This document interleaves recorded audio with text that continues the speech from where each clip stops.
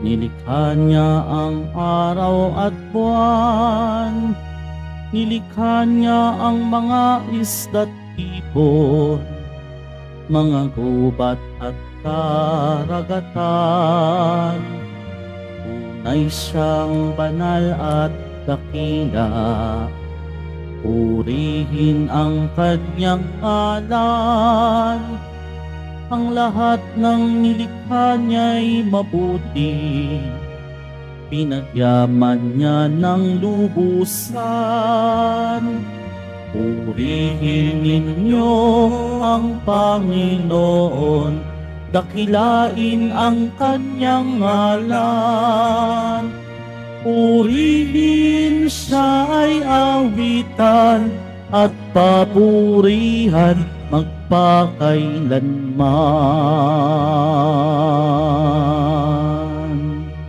Sa ngalan ng Ama at ng Anak at ng Espiritu Santo.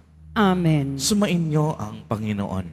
At sumaiyo rin. Mga kapatid kay Kristo at mga kadiboto, sa araw na ito ay ating ginugunita ang dakilang Papa San Gregorio, pantas ng simbahan. Tayo pong lahat ay tinipon ng ating Nuestro Padre Jesus Nazareno bilang kaanib ng angka ng Diyos. Tinipon niya tayong lahat sapagkat mahal niya tayo. Kaya dumulog po tayo sa ating maawaing Panginoon na nagpapatawad ng lubos. Sinugong tagapagpagaling sa mga nagsisisi, Panginoon, kaawaan mo kami. Panginoon, kaawaan mo kami. Dumating na tagapag-anyayang mga makasalanan ay magsisi, Kristo, kaawaan mo kami. Kristo, kaawaan mo kami. Nakaluklok ka sa kanan ng Diyos Ama para ipamagitan kami. Panginoon, kaawaan mo kami. Panginoon, kaawaan mo kami. Kaawaan tayo ng makapangyarihang Diyos. Patawarin tayo sa ating mga kasalanan at patnubayan tayo sa buhay na walang hanggan. Amen. Manalangin tayo.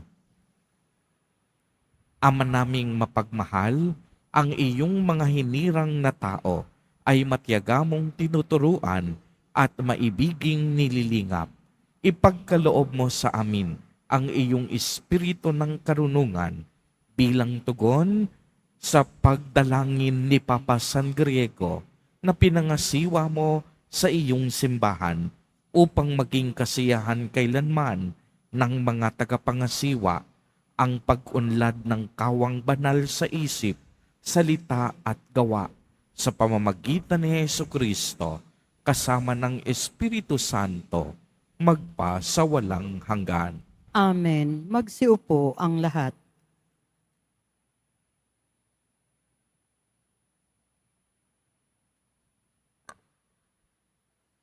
Pagbasa mula sa unang sulat ni Apostol San Pablo sa mga taga-Korinto. Mga kapatid, nasasaliksik ng Espiritu ang lahat ng bagay, maging ang pinakamalalim na panukalan ng Diyos. Walang nakaalam sa iniisip ng isang tao maliban sa kanyang sariling espiritu.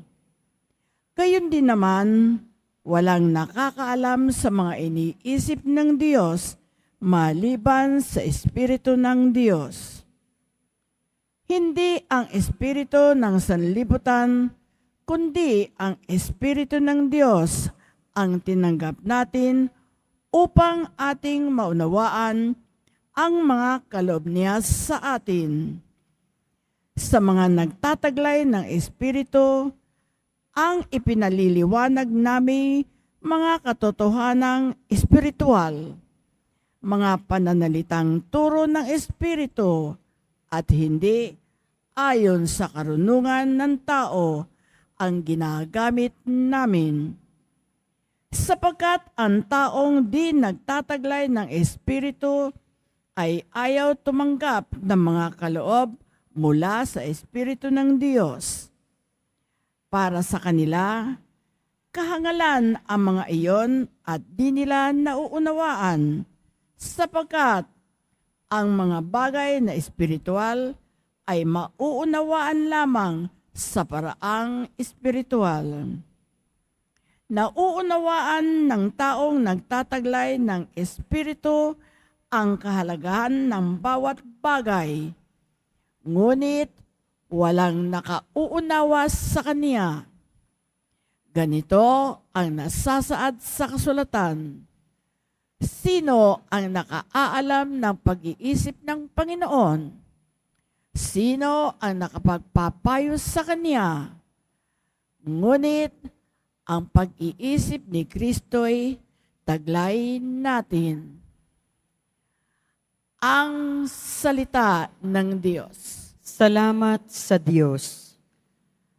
Matuwid ang poong dakila sa lahat ng kanyang gawa. Matuwid ang poong dakila sa lahat ng kanyang gawa. Ang Panginoong Diyos ay puspos ng pag-ibig at lipos ng habag. Banayad magalit. Ang pag-ibig niya ay hindi kumukupas. Siya ay mabuti at kahit kanino'y hindi nagtatangi. Sa kanyang nilikha, ang pagtingin niya ay mamamalagi. Matuwid ang poong dakila sa lahat ng kanyang gawa.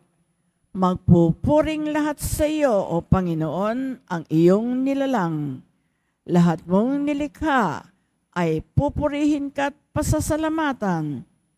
Babanggitin nilang tunay na dakila ang iyong kaharian.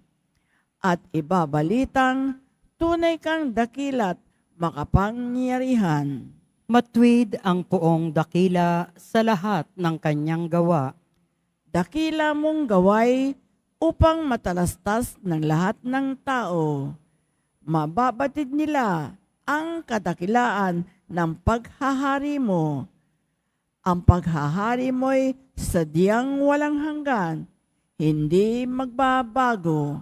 Matuwid ang poong dakila sa lahat ng kanyang gawa. Di ka bibiguin sa mga pangako pagkat ang Diyos ay tapat.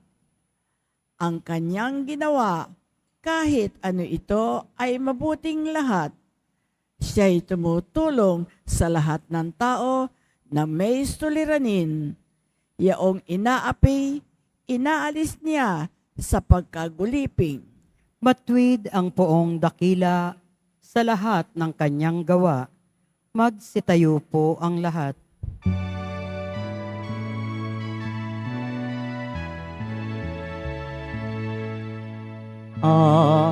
Alleluia,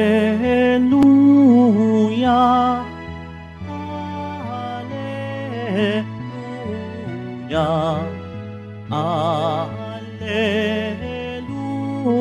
Alleluia.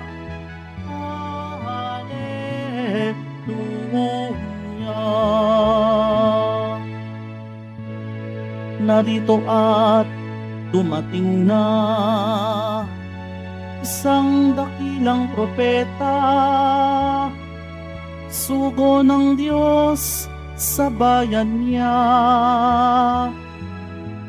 Alleluia, Alleluia, Alleluia,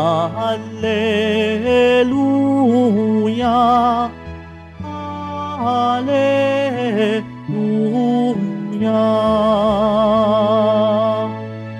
Sumainyo ang Panginoon. At sumaiyo rin. Ang mabuting balita ng Panginoon ayon kay San Lucas. Papuri sa iyo, Panginoon. Noong panahong iyon, nagpunta si Jesus sa Capernaum, Galilea.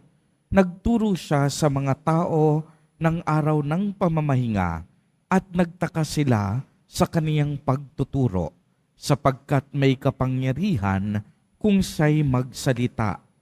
Naroon sa sinagoga ang isang lalaking inaalihan ng demonyo o isang masamang espiritu.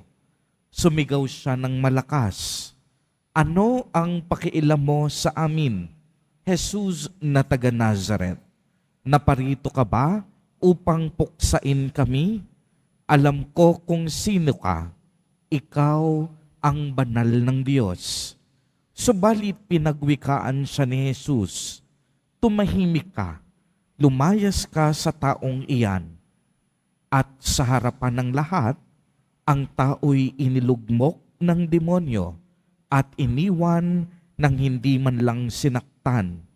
Nang gilala silang lahat at nagsabi sa isa't isa, anong uri ng pangungusap ito? Makapangyarihan at mabisa. Pinapalayas niya ang masasamang espiritu at sumusunod naman sila. At kumalat ang balita tungkol kay Jesus sa buong lupaing iyon. Ang mabuting balita ng Panginoon. Pinupuri ka namin, Panginoong Hesu Kristo. Magsiupo ang lahat. Sa inyong lahat, mga kapatid kay Kristo. Sa lahat po ng ating mga taga-subaybay sa iba't ibang online platforms at sa lahat ng ating mga kadiboto sa iba't ibang panig ng Pilipinas at maging sa buong mundo kung saan tayo ay naaabot ngayon ng ating live streaming sa inyong lahat. Purihin at dakilain natin ang ating Panginoon, ang mahal na poong Jesus Nazareno. Mga kapatid kay Kristo at mga kadiboto, malugod po namin kayong tinatanggap sa Basilica Minor at Pambansang Dambana ni Jesus Nazareno. Maliwanag pong narinig natin sa ating ebanghelyo sa araw na ito kung paano pinalayas ni Jesus Nazareno ang demonyong umaalihan sa isang lalaki. At pagkatapos noon ay namangha naman ang mga tao sa kaniyang ginawa.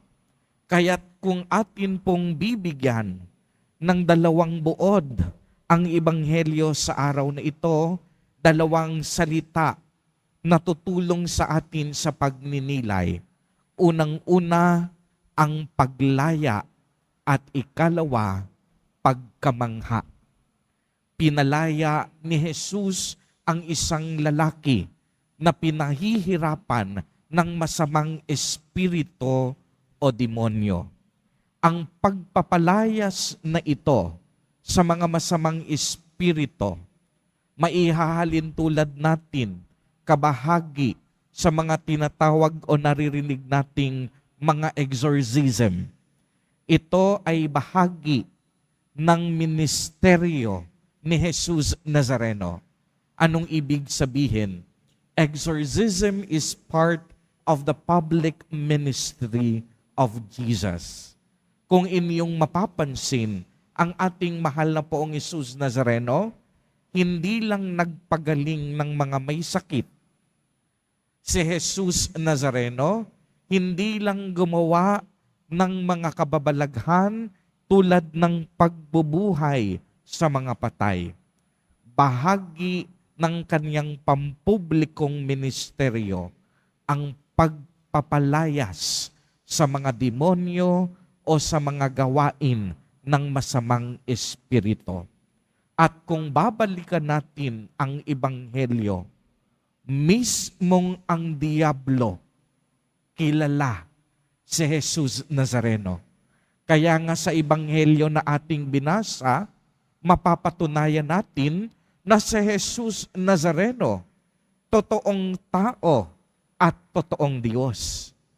Mismong ang diablo, kinilala siya bilang, alam ko kung sino ka, ikaw ang banal ng Diyos.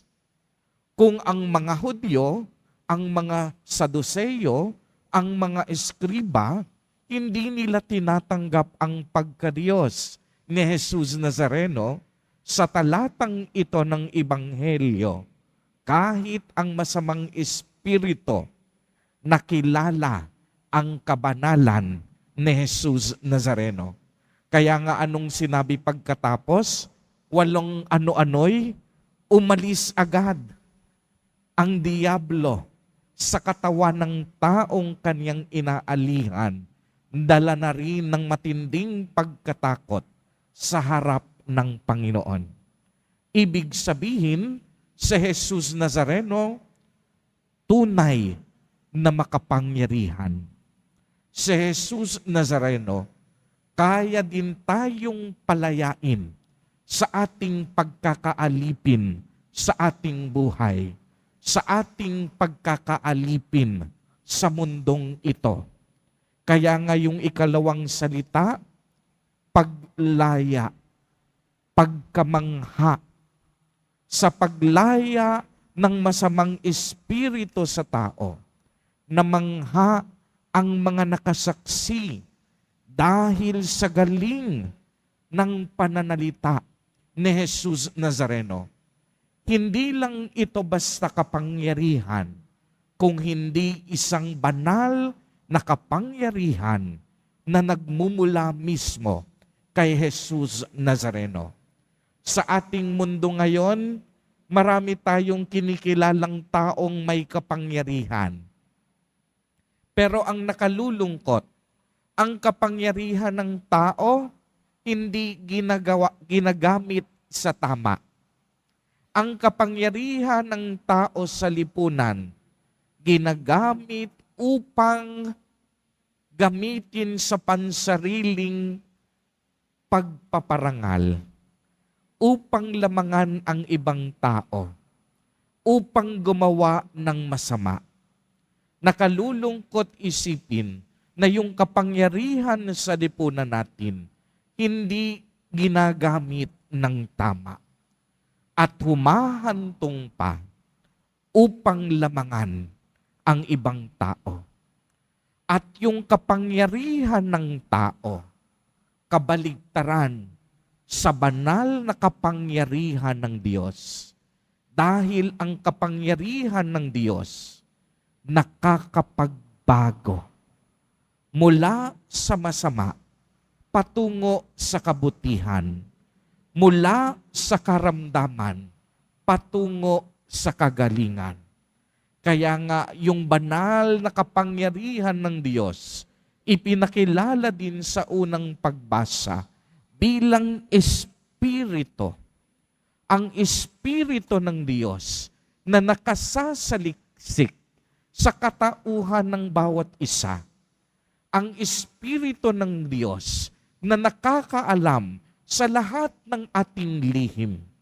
Ang Espiritu ng Diyos na nagbibigay kabanalan sa bawat isa sa atin. Ito ang kapangyarihan ng Diyos. Isang kapangyarihan na nagdadala sa atin tungo sa kabanalan, kabutihan, at kalayaan.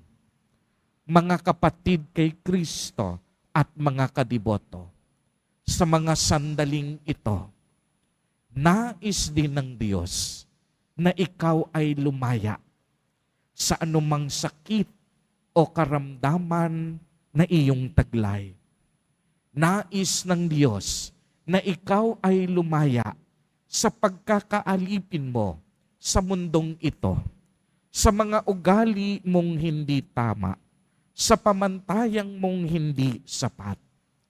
Nais ng Diyos na lumaya ka. At sa pamamagitan ng kanyang banal na kapangyarihan, walang imposible sa Diyos. Walang imposible sa Diyos, lalong-lalo na sa isang taong may pananampalataya. Mga kapatid kay Kristo at mga kadiboto, walang hangad ang Diyos kung hindi ikaw ay lumaya mula sa iyong pagkakaalipin sa mundong ito, na ikaw ay lumaya sa iyong sakit at karamdaman, upang sa pamamagitan ng karanasan mong iyan, masaksihan mo rin ang banal na kapangyarihan ng Diyos. Amen. Purihin at dakilain natin ang ating Panginoon, ang mahal na poong Jesus Nazareno.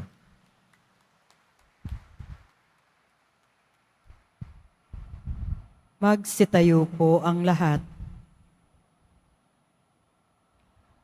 Minamahal kong mga kapatid, sa pamamagitan ng Ebanghelyo, nagsasalita si Kristo sa atin ng mga wikang may walang hanggang kapangyarihan at mga gawang mapaghimalang nakakapagpagaling. Sa pamamagitan niya, manalangin tayo ng may pananalig. Sa bawat kahilingan ang ating itutugon, iisang banal na Diyos, basbasan mo kami. Iisang banal ng Diyos, basbasan mo kami. Ang simbahan naway patuloy na ituro ang katotohanan ni Kristo at tulagsain ang mga kasamaan sa ating panahon. Manalangin tayo. Iisang banal ng Diyos, basbasan mo kami. Ang mga pinuno ng mundo naway itaguyod ang kabutihan sa kani-kanilang gobyerno at maging masidhi sila sa pagpuksa ng kasamaan sa kanilang mga lipunan, sa kanilang sinumpaang paglingkuran. Manalangin tayo. Iisang banal ng Diyos, basbasan mo kami. Tayo naway hindi manghinawa sa ating pananalangin upang hindi manaig ang mga masasamang espiritu sa ating buhay. Manalangin tayo. Iisang banal ng Diyos, basbasan mo kami. Ang mga may sakit at mga nagdurusa, naway mapalaya sa kanilang mga paghihirap. Manalangin tayo. Iisang banal ng Diyos, basbasan mo kami. Ang mga tapat na yumao, naway masiyahan sa pagsikat ng liwanag ng buhay na walang hanggan. Manalangin tayo. Iisang banal ng Diyos, basbasan mo kami. Isama din po natin sa ating mga panalangin ang mga kapatid at kadiboto natin na nagdiriwang ng kanilang kaarawan sa araw na ito, ang ating mga kapamilya at kamag-anak na may sakit at may malubhang karamdaman, gayon din ang mga pamilyang nagugutom at walang makain, naway ingatan, basbasan at patnubayan lagi sila ni Jesus Nazareno. Manalangin tayo. Iisang banal ng Diyos, basbasan mo kami. Ama naming nasa langit, nagbubuni kami sa nag-uumapaw mong pag-ibig sa amin. Itatag mo nawa ang iyong kapangyarihan sa amin at maging lagi ka naming kasama sa landas ng buhay. Hiniling namin ito sa ngalan ni Kristo na aming Panginoon. Amen. Magsiupo ang lahat.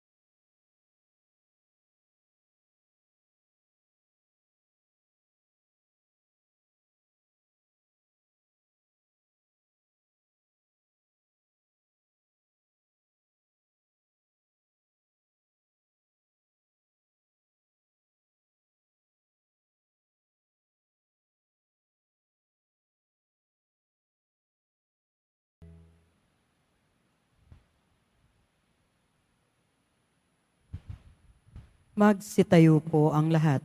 Manalangin kayo mga kapatid upang ang paghahain natin ay kalugdan ng Diyos amang makapangyarihan. Tanggapin nawa ng Panginoon itong paghahain sa iyong mga kamay, sa kapurihan niya at karangalan sa ating kapakinabangan at sa buong sambayanan niyang banal. Ama naming lumikha ang aming paghahain ay inawang paunlakan upang sa paggunita kay Papa San Griego, kami ay mapakinabang sa paghahaing ito na ibinigay mo sa ikapagpapatawad ng mga kasalanan ng buong mundo sa pamamagitan ni Jesucristo kasama ng Espiritu Santo magpa sa walang hanggan. Amen. Sumainyo ang Panginoon. At sumaiyo rin. Itaas sa Diyos ang inyong puso at diwa. Itinaas na namin sa Panginoon. Pasalamatan natin ang Panginoong ating Diyos. Marapat na siya ay pasalamatan. Ama naming makapangyarihan, tunay ngang marapat na ikaw ay aming pasalamatan sa pamamagitan ni Jesucristo na aming Panginoon. Ngayong si Papa San Griego ay pinararangalan sa pamumuhay niyang totoong uliran at pagiging maaasahan sa panunungkulan. Kaya't si Jesucristo na maaasahan sa katapatan ay inihayag sa pangangasiwa sa sambayanan. Ang malasakit ng mga ulirang tagapangasiwa noon ay nagpapatuloy magpahanggang ngayon sa mga panalangin kanilang iniuukol kay isa ng sambayanan mong dito'y nagtitipon. Kaya kaisa ng mga anghel na nagsisiawit ng papuri sa iyo nang walang humpay sa kalangitan, kami nagbubunyig sa iyong kadakilaan. Santo, Santo, Santo, Panginoong Diyos ng mga hukbo, napupuno ang langit at lupa ng kadakilaan mo. O sana sa kaitaasan, pinagpala ang naparirito sa ngalan ng Panginoon. O sana sa kaitaasan, magsiluhod po ang lahat. Ama naming banal, ikaw ang bukal ng tanang kabanalan. Kaya't sa pamamagitan ng iyong Espiritu ay gawin mo pong banal ang mga kaloob na ito upang para sa amin ay maging katawan at dugo ng aming Panginoong Hesukristo. Bago niya pinagtiis ang kusang loob na maging handog, hinawakan niya ang tinapay, pinasalamatan kaniya, pinagati-hati niya iyon, iniabot sa kaniyang mga alagad at sinabi, tanggapin ninyong lahat ito at kanin. Ito ang aking katawan na ihahandog para sa inyo.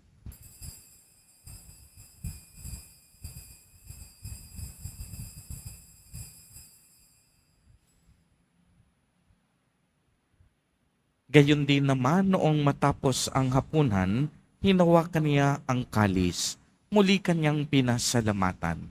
Iniabot niya ang kalis sa kaniyang mga alagad at sinabi, tanggapin ninyong lahat ito at inumin. Ito ang kalis ng aking dugo, ng bago at walang hanggang tipan, ang aking dugo na ibubuhos para sa inyo at para sa lahat sa ikapagpapatawad ng mga kasalanan. Gawin ninyo ito sa pag-alaala sa akin.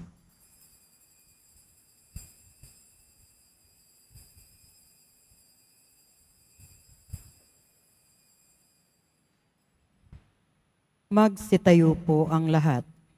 Ang misteryo ng pananampalataya. Si Kristo'y namatay, si Kristo'y nabuhay, si Kristo'y babalik sa wakas ng panahon.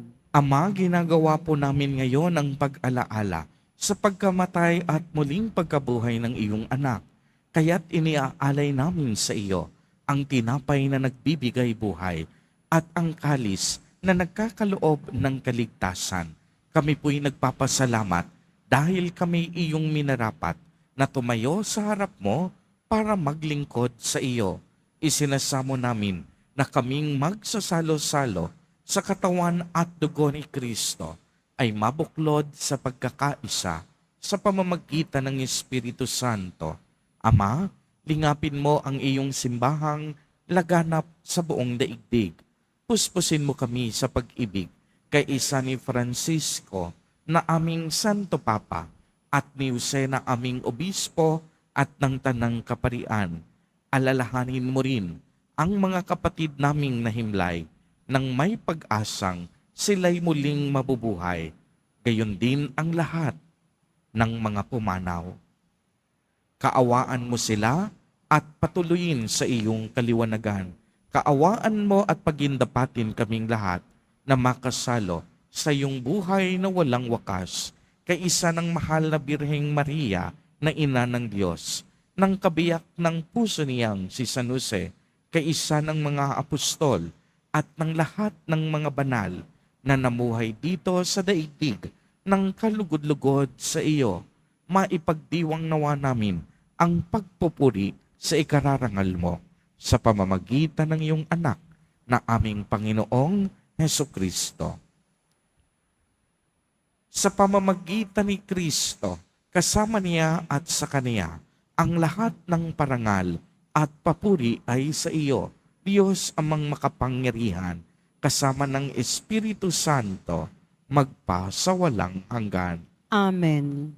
Sa tagubilin ng mga nakagagaling na utos at turo ni Jesus na Panginoon natin na Diyos, ipahayag po natin ng lakas loob. Ama namin, sumasalangit ka. Sambahin ang ngalan mo, mapasa amin ang kaharian mo, sundin ang loob mo dito sa lupa para nang sa langit. Bigyan mo kami ngayon ng aming kakanin sa araw-araw at patawarin mo kami sa aming mga sala para nang pagpapatawad namin sa nagkakasala sa amin. At huwag mo kaming ipahintulot sa tukso at iadya mo kami sa lahat ng masama. Hinihiling namin na kami iadya sa lahat ng masama, pagkalooban ng kapayapaan araw-araw, iligtas sa kasalanan at ilayo sa lahat ng kapahamakan, samantalang aming pinananabikan ang dakilang araw ng pagpapahayag ng tagapagligtas naming si Hesukristo. Sapagkat iyo ang kaharian at ang kapangyarihan at ang kapurihan, magpakailanman. Amen. Panginoong Hesukristo, sinabi mo sa iyong mga apostol, kapayapaan ang iniiwan ko sa inyo, ang aking kapayapaan ang ibinibigay ko sa inyo. Tungayan mo ang aming pananampalataya at huwag ang aming pagkakasala. Pagkalooban mo po kami ng kapayapaan at pagkakaisa ayon sa iyong kalooban, kasama ng Espiritu Santo, magpa sa walang hanggan. Amen. Ang kapayapaan ng Panginoon ay laging sumainyo. At sumaiyo rin. Magbigayan po tayo ng kapayapaan sa isa't isa.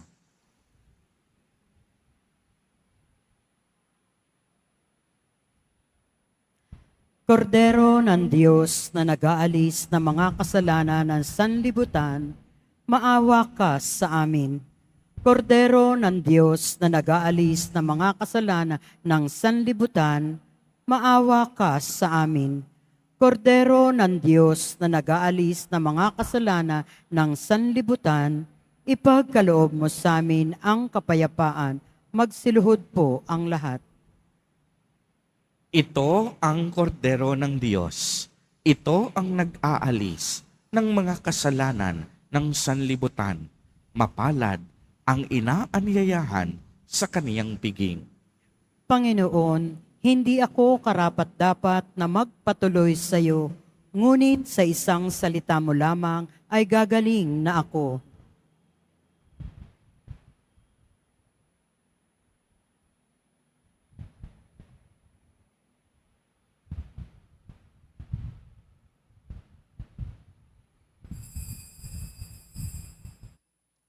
Para sa lahat ng tatanggap ng banal na komunyon, sasagot po tayo ng amen pagkasabi ng pari o lay minister ng katawan ni Kristo at isubo agad sa bibig bago umalis sa harapan ng pari o lay minister. Sumunod po tayo.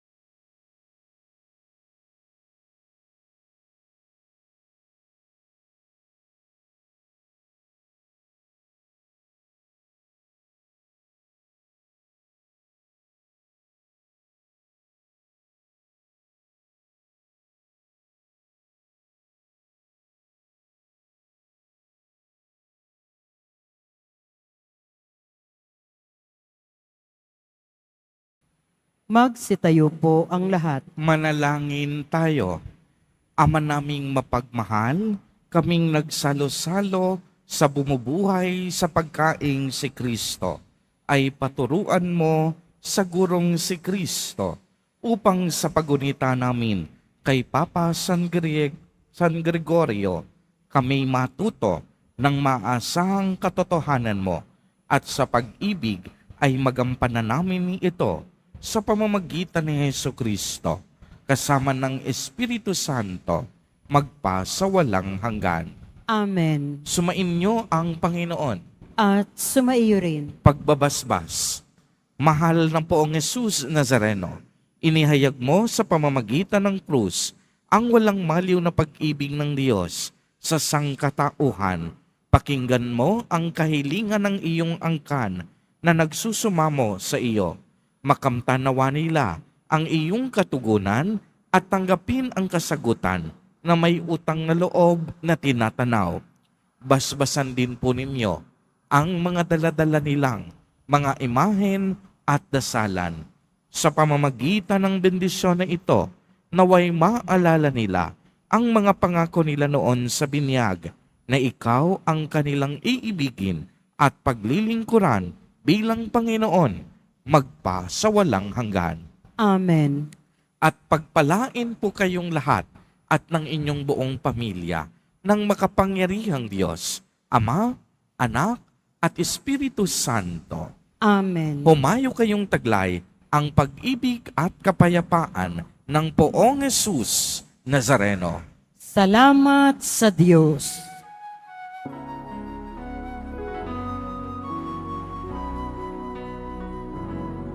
Nuestro Padre Jesus Nazareno, sinasamba ka namin, pinipintungo ka namin, aral mo ang aming buhay at kaligtasan. Nuestro Padre Jesus Nazareno, iligtas mo kami sa kasalanan. Ang krus mong kinamatayan ay sagisag ng aming kaligtasan. Nuestro Padre Jesus Nazareno, dinarangal ka namin.